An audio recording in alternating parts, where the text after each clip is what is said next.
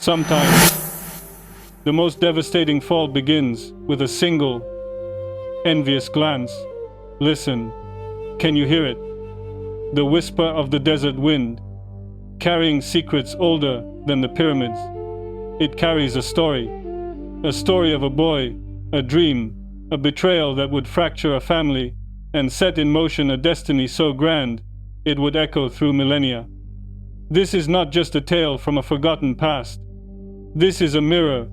Look into it, and you will see the reflection of your own soul, your own jealousy, your own loneliness, your own desperate hope for a mercy you cannot yet comprehend. This is the story of Yusuf.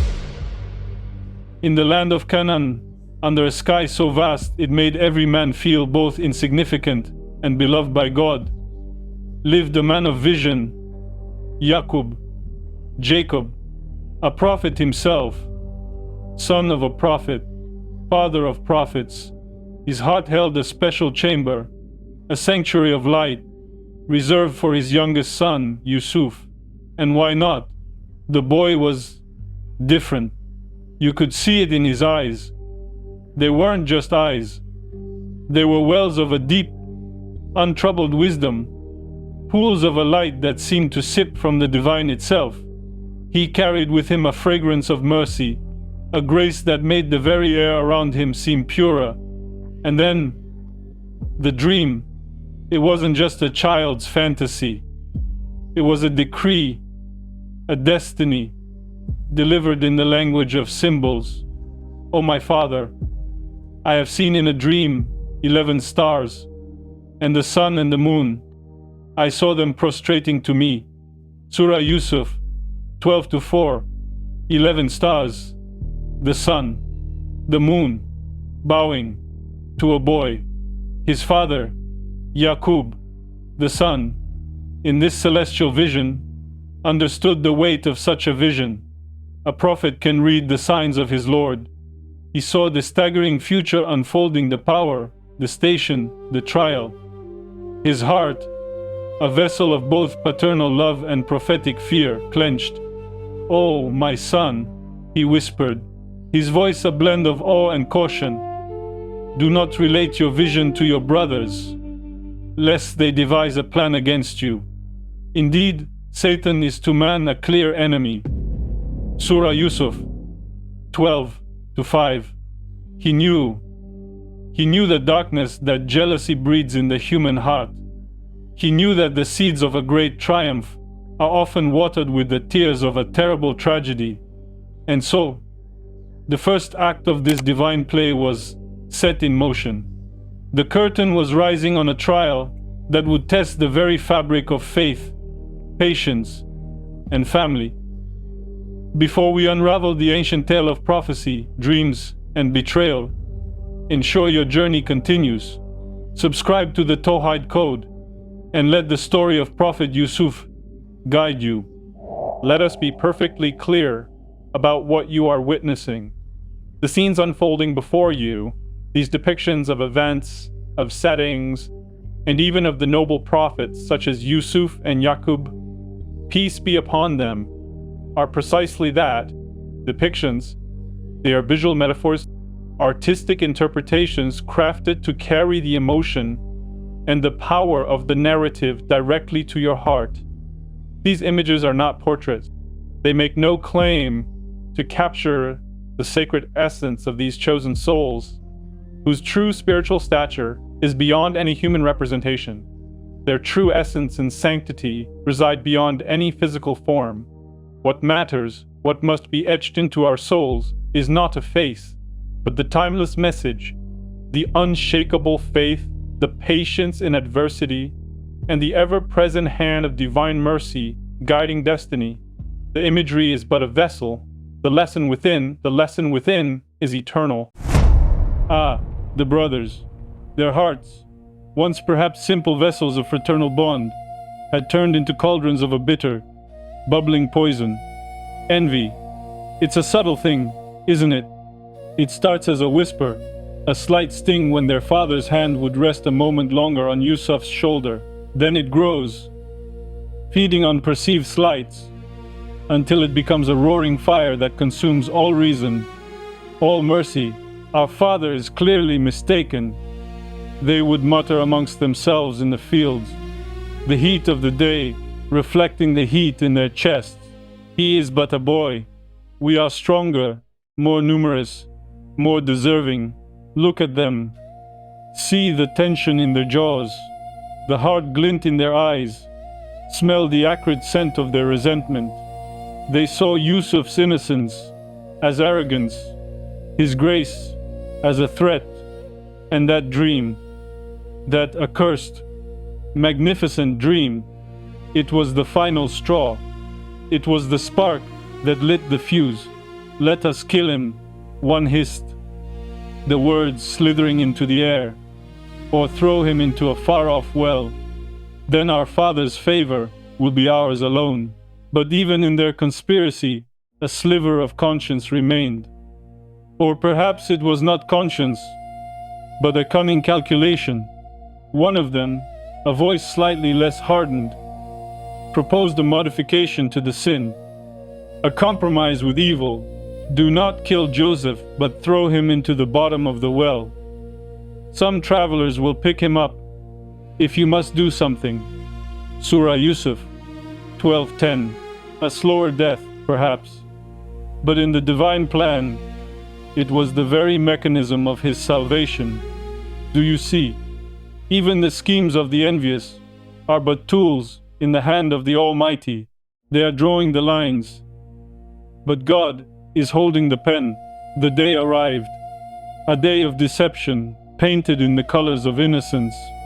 Oh, our Father, they cried, their voices dripping with false concern. Why do you not entrust us with Joseph? Indeed, we are to him sincere advisors. Let him come with us tomorrow to play and enjoy himself. We will surely protect him. Yaqub, his heart, a battlefield of trust and foreboding, felt a chill, a premonitory sigh from his soul. He spoke of the wolf, a metaphor for the very danger that stood before him in human form. But they were persuasive in their lie. And so, with a heart heavy with a grief he could not yet name, he let him go. Can you picture it? The young Yusuf, trusting, radiant, walking with his brothers away from the safety of his father's home, the sun beating down on them, the sound of their footsteps on the dry earth, the nervous glances they exchanged. And then, the shift.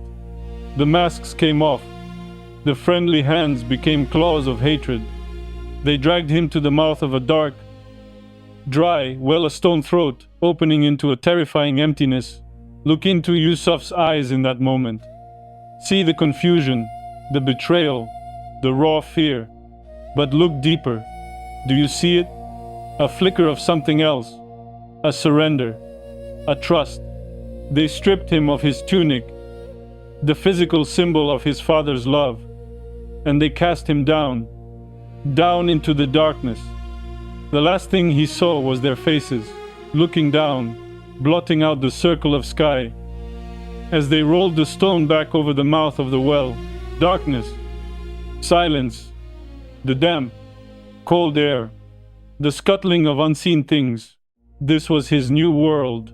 And what did Yusuf do? Did he scream? Did he curse his fate? No. In that absolute darkness, he found the one constant light. He turned to his Lord. He prayed. He cultivated the garden of his faith in the deepest, darkest soil imaginable. Meanwhile, the brothers returned, their performance a masterpiece of villainy. They came at night, weeping, their clothes stained with the blood of a slaughtered lamb. Oh, our father, they wailed. We went racing each other and left Joseph with our belongings, and a wolf ate him. But Yaqub, the seer, the man of God, was not fooled by the theater of lies. He looked past their tears, past the false blood, and saw the truth etched in their souls. His response is one of the most profound lessons in patience and trust in God. Rather, your souls have enticed you to something. So, beautiful patience, and Allah is the one sought for help against that which you describe. Surah Yusuf 12:18. Sabrun Jamil. Beautiful patience, not a passive resignation, but an active, soul-deep endurance, rooted in the certainty of God's plan. But the wheel of destiny was turning. A caravan, journeying towards Egypt, stopped by that very well. A water drawer lowered his bucket, and when he pulled it up, he found not water, but a miracle, a boy of such breathtaking beauty that he seemed to be a treasure hidden in the earth. Good news, he shouted. This is a boy. Surah Yusuf 12:19. And so, Yusuf was pulled from the well, not to freedom, but to a new form of bondage. He was sold in the slave market of Egypt for a few silver coins, a paltry price for a future king. And who should purchase him? A man of power, a minister of Egypt, Al-Aziz. And here, the trial changes its form. From the physical terror of the well, Yusuf is thrown into a different kind of danger, the gilded cage of temptation. He was brought into a palace. He grew into a man, his beauty now matched by his wisdom and integrity. The Quran describes him with a phrase that stops the heart. And when Joseph reached maturity, we gave him judgment and knowledge, and thus we reward the doers of good. Surah Yusuf 12:22. The wife of Al-Aziz, Zulaika, saw this beauty, this grace, and she desired him with a passion that consumed all reason, all fear of God. She closed the doors. The atmosphere grew thick with perfume and sin. The silence of the palace chambers was deafening. She made her intention clear. Come, you, she said, a command laced with fire. This was the moment. A young man, far from home, a slave, at the mercy of his master's wife. Who would know? Who would blame him? The world would have understood. But Yusuf was not of the world. He was a servant of God, and his reply echoes through time, a clarion call for every soul facing temptation. I seek refuge in Allah. Indeed, He is my Lord, who has given me a good home. Indeed, wrongdoers will not succeed. Surah Yusuf 12:23. He ran. He chose the possibility of temporal punishment over the certainty of divine displeasure, and she ran after him, tearing his garment from behind. And at the door, they encountered her husband. The scene that follows is a masterclass in manipulation. She immediately plays the victim. What is the recompense of one who intended evil for your wife, but that he be imprisoned or a painful punishment? Yusuf, calm amidst the storm, simply stated the truth. It was she who sought to seduce me, but evidence was needed. A witness from her own household, seeing the torn garment from the back, deduced the truth. If his shirt is torn from the front, then she has told the truth, and he is of the liars. But if his shirt is torn from the back, then she has lied, and he is of the truthful. Surah Yusuf 12:26-27. The evidence was clear. The shirt was torn from the back. He was fleeing from her. Yet, the scandal was too great. To save face, to bury the truth, the powerful man of the house suggested, "Indeed, this is of your women's plan. Indeed, your plan is great. Joseph, ignore this. Turn away from it." And to his wife, a chilling, complicit admonition, "And ask forgiveness for your sin. Indeed, you were of the sinful." Surah Yusuf 12:28-9. The matter was swept under the rug of power, but the whispers began. The women of the city started to talk, slicing Zulaika with their gossip. The wife of Al-Aziz is seeking to seduce her slave boy. He has impassioned her with love, Indeed, we see her in clear error. Hearing this, Zuleika devised a plan not of denial, but of vindication. She invited them to a banquet, gave each a knife, and then summoned Yusuf. When he entered, his presence was so overwhelmingly magnificent, so radiant, that the women, distracted by his beauty, cut their own hands. They gasped, not in pain, but in awe. How perfect is Allah! This is not a man. This is not but a noble angel. Surah Yusuf 12:31. In that moment, Zuleika found her justification. That is the one about whom you blamed me, she declared.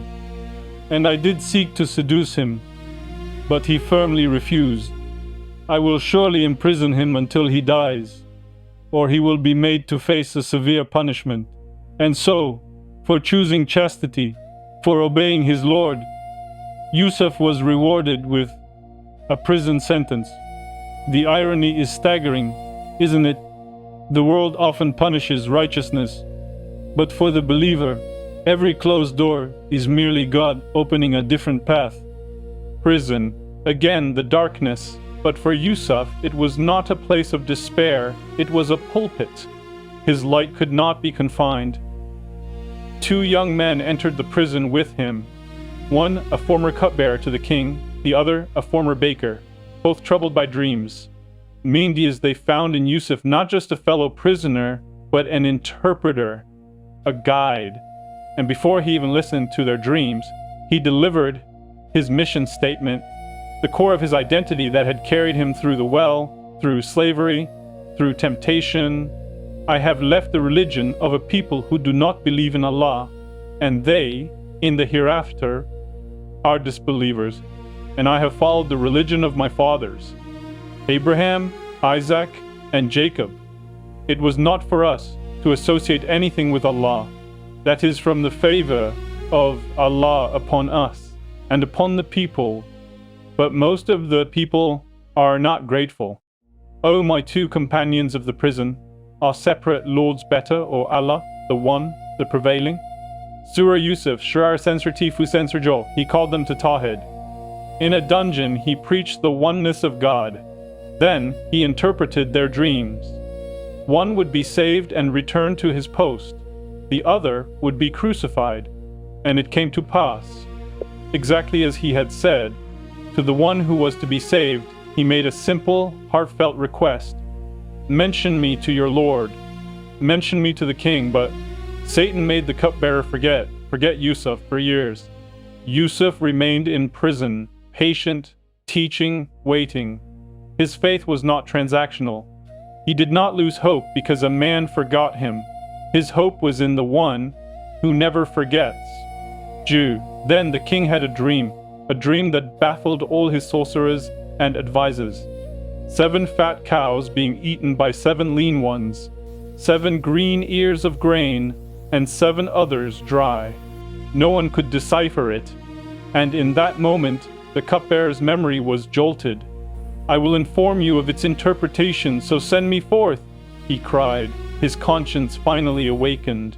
And he rushed to the prison, to Yusuf, who did not merely interpret the dream, but delivered a complete economic plan for the coming 7 years of plenty, followed by 7 years of famine.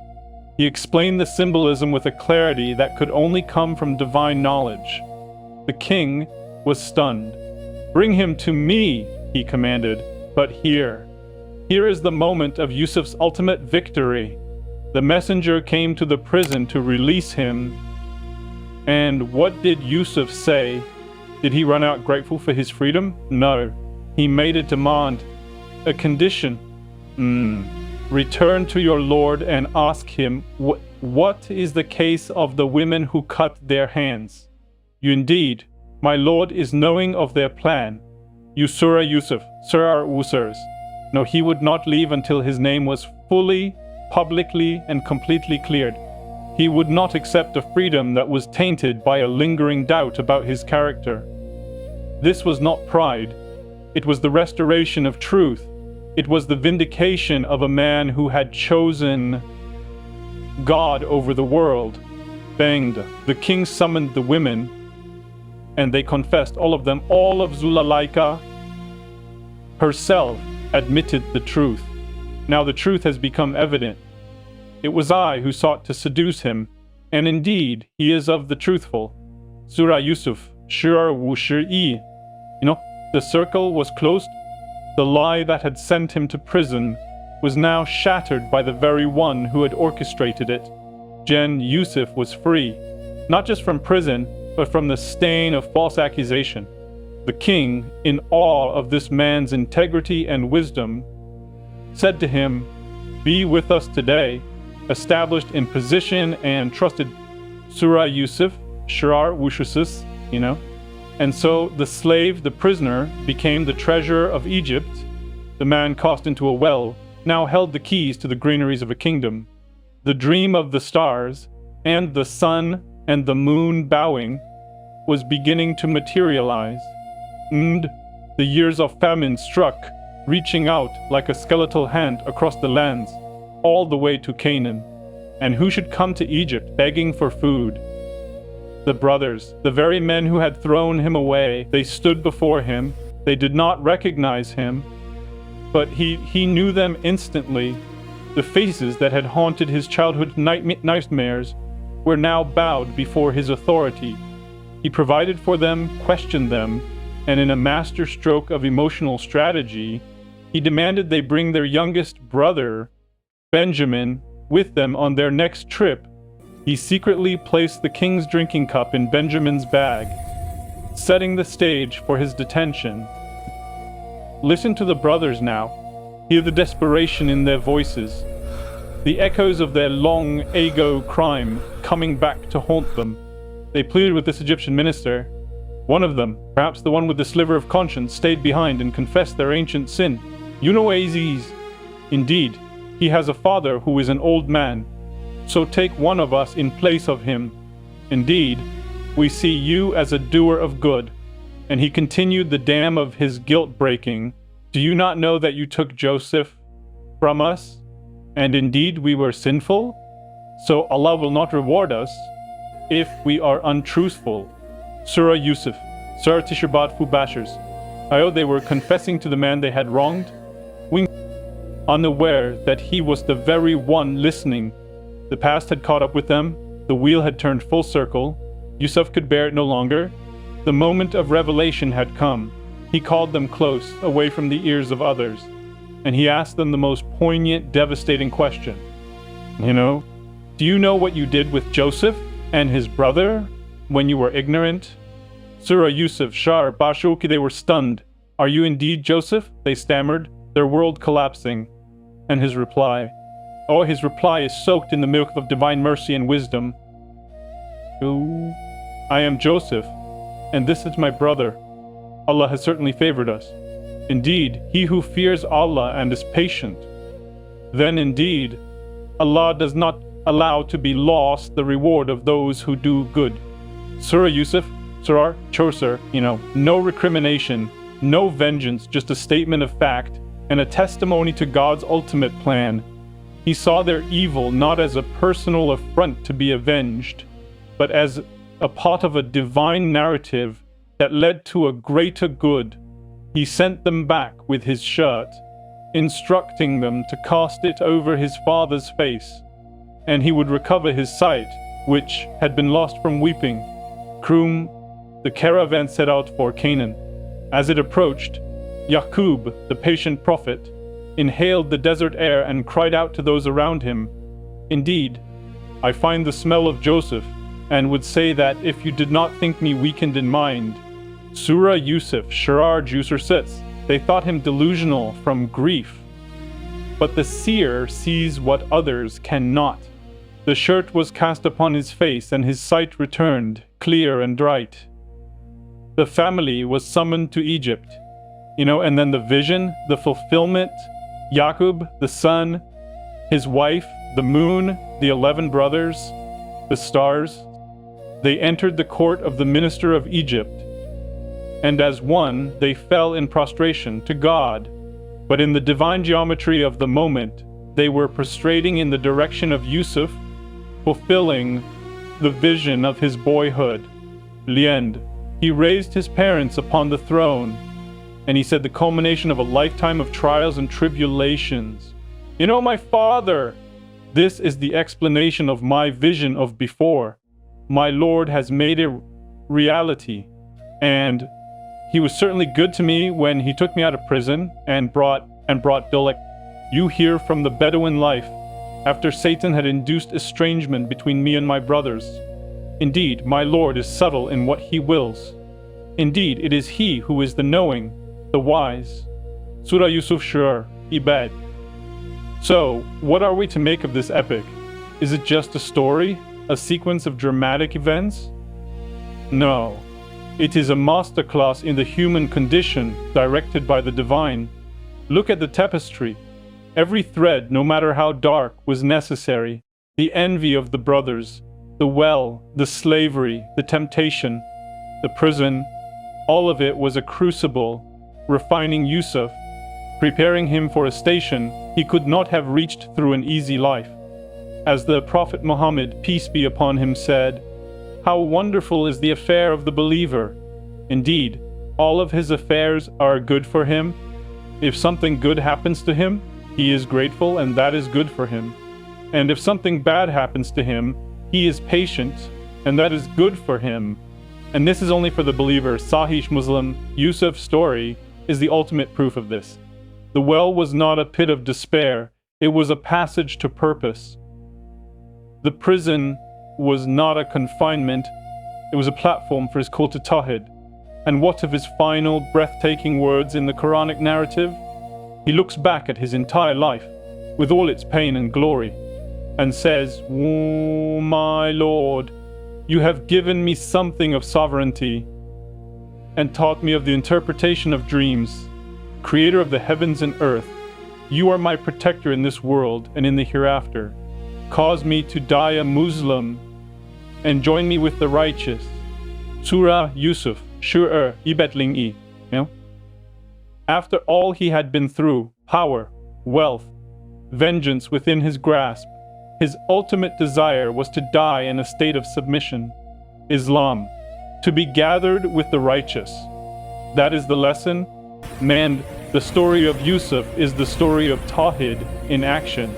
It is the unwavering belief that there is no power, no movement, no plot, no scheme except that which Allah allows and ultimately directs for a wisdom we may not see.